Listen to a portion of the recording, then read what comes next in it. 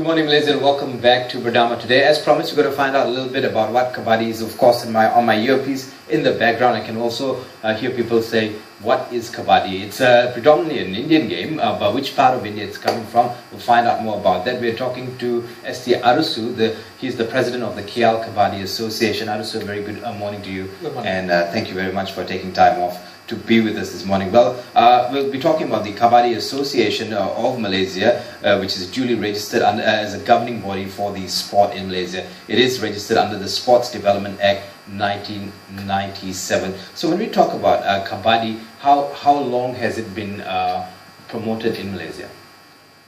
Kabaddi has been in Malaysia, I think, ever since the Indian community came over to Malaysia. So we're looking at basically about 100 over years in Malaysia. Right, but back then we were too busy, we had to wake up at 5 and come back at... back then it was known as a different game. Right. People still connect Kabaddi as actually as, they used to be known as Sadugudu. Yeah, Sadugudu. Sadugudu, and they had various other names. Right. But it is actually, if you look back to the history of the game, it's actually a very old game. It goes back to about 5,000 years. Right. Old game. Kabaddi. So the origins of the game, is it Northern Indian or Southern Indian? Okay, there's something which is still a mystery, because basically if you look at the history of Kabaddi, it basically goes back to the time of Mahabharata, during the rule of when Krishna was supposedly around. So it's still historically they're still trying to find out whether it's north or south. Right. So the moment they find out where Krishna was actually, his kingdom was, where the Ayodhya was, then probably you'll find out exactly where it was. But the game itself actually started during the Mahabharata period, which is about 5,000 years ago. Right. So it goes back about 5,000 years. From then, how much has it changed? Is it still very much in its original form? I think the game has changed tremendously over the last, especially over the last 200 years. It is now played in 3 different formats. Right. There's one circle kabaddi, which is very popular among the Punjabis and Northern Indians. Then there's the national style kabaddi, which is actually basically played at the Asian Games and the Asian Indoor Games and all these top international games. Right. And over the last decade or so, there's also this thing called the beach kabaddi.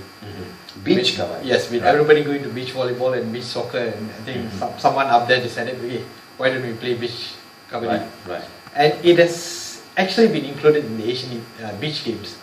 So this is one of the few games which is played in 3 different formats, and which is quite popular among... So it's included in the Asian beach games. Who's the governing body for this? Okay, the governing body is the Asian Amateur Kabaddi Federation at this point in time. So as I said, at the Asian level, Kabaddi is the only sport which is at 3 different Asian games. Right. The Asian Indoors, Asian Beach, and Asian Games proper. Right. But the world over, I mean, even in America, people play kabaddi, isn't it? It's quite big in America. Okay, that's right. In America, it's more popular in the circle style kabaddi, because a lot of the Indian expatriates are in America, in Canada. It's more popular in circle kabaddi. The national style kabaddi, where Malaysia concentrates a lot on, is more popular among the Asian countries. You have teams like Japan, China. Why is there a preference when it comes to different continents? Or is it just America being America and everything that goes there has to change? Okay, basically you must understand, in America, the Americans themselves do not play the game. Right. It is more of the expatriates from India, and you have a lot of Northern Indians who are actually staying in the US. Right. So they bring that game, circle style kabaddi, back to America and Canada. Okay, so it's brought back by them. Yes. It's predominantly Northern Indians who are living in various US parts of America. Yeah. So this is why the circle style is better there. So when you play the circle style and the style we play, the one that is bigger in Asia. National style, we call it the national style. How much harder is it? It is basically two different games. It's like rugby and football. Not exactly that. Maybe touch rugby and rugby. Okay, touch rugby and rugby. Okay. Because in circle kabaddi, it's a bit more of wrestling. Right. You play in a circular court, which is about 60 meters wide. It's only three players, and it is more of wrestling. Actually, players don't wear shirts; they just wear shorts and play that. Right. Whereas in national style, we play in a smaller court, which is about 11 by 13 meters. It's confined to a smaller court. Right. Everybody is dressed in their shorts, in their shoes, in their t-shirt. In marketing point of view, the national style is a bit more interesting. Right. Even for spectators, it's more of a compact game to be seen. Right. And when it comes to support and funding and training, are we getting enough in Malaysia? Sports generally, I don't think so. All the sports get equal amount of money. Hey, today's budget, obviously, when you talk about football, speak your mind. Obviously, when you talk about football, we rank in the 150 in the world. We still get more money. Kabaddi, Malaysia probably will be ranked in the top 10. Right. But you don't get that much of money. But I wouldn't say that government is not supporting Kabaddi at all. If you take the Kuala Lumpur Kabaddi itself, right. I think over the last couple of years... So should we look at it as a cultural thing or a national thing? How should we look at it? I think we have to actually look at it as a national sports. Because as long as it's not an Indian thing anymore. It is no more. Because you actually have very good teams from Terengganu, and it's a very good team which is made entirely of Malays. Right. Terengganu Kabaddi team. And then even in the Kuala Lumpur Kabaddi team, we have a couple of Malay girls in the team. Just for the information, the KL Kabaddi team actually were runners-up in the women's Sugma and champions in the men's. So there is a lot of interest among the non-Indians actually in the game. Right. If you look at internationally, Iran is basically ranked number 2 in the world currently in the men's. Who's number 1? India, obviously. It's their game. Right. It's like Brazil being the best in football. India is currently number 1.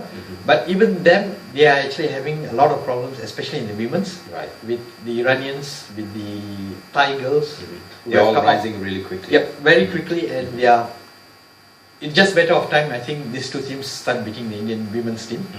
The men's team also is starting to struggle against teams like Pakistan and Sri Lanka. So Malaysia can be up there, but it just that it needs a bit more holistic approach in preparing the team. Right. So, as the president of the KL Kabaddi Association, what efforts are being made on your part to create an awareness for this? Because a lot of people, when you tell them Kabaddi, what is that? Okay, that's the reason. I think one of the things I brought this book along is one of the things we did in KL is actually we actually came out with the complete Kabaddi manual. Okay, what it actually basically has is it gives you a brief history of the game, where it started, where is it going. We have the rules of all the games here.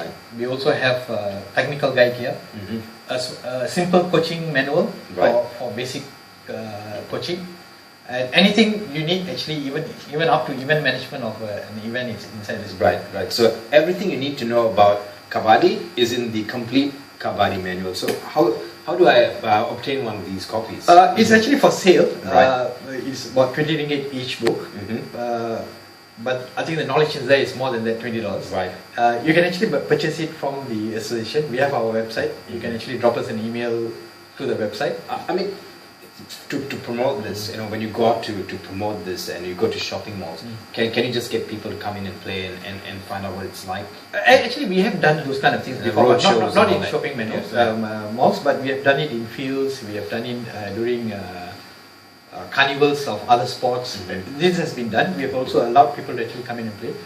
We do this program quite a lot with the KL City Hall. Right. So whenever they have they are supportive of... Yeah, we actually have a Kabaddi program together whenever they have a program. So we actually, within KL, at least we are actually doing a lot of promotion and development of the game. So within KL, outside KL, what's happening nationally, and to make sure it's being promoted in Sabah and Sarawak, East Malaysia? Okay, in East Malaysia, obviously there are some associations. Sarawak has an association. Sarawak has an association. Sabah, they are attempting to form an association. They still have not managed to do it. End of the day, a lot of the confinement of Kabaddi in Malaysia is within the peninsula. We have states like Selangor, Kedah, Johor, Perak. They all do a lot of good work to develop good teams for national competitions. But still, I think there's still not enough being done to actually promote the game. Right. I think there's a malady among all sports associations where everybody thinks they can do a lot, but they're not actually doing a lot. And why is that? Is the sports minister, aware of this game and that it needs to be promoted? It's a cultural thing. It's, as I said, it's not really cultural. It's also it's a cultural thing which is going to turn national. It has already turned national because it's already in the national game. So much is already there. Right. So what is actually needed is more administrators who are a bit more aware of what the sports needs. To look at think out of the box, to do a bit more of marketing. When you say it's already national because it's part of the supermarket, yes. How many people know about it? How many people even support it? That's the question. To make it a national thing, it has to be part of every taman. When their playground, they're having a little association that comes together. Yeah. So what's being done by that, as I said, that has not really come into the picture yet. Because one of the things is, if we actually go to anywhere and you ask players, any of the young kids, what do you want to play? The first thing they'll tell you is football. Football, yeah. After that is badminton. It's always the glamour sports. So when it comes to sports like, especially cultural sports like kabaddi, it is still a very limited number of people actually want to play. Right. The same problem goes even to other sports like sepak takraw.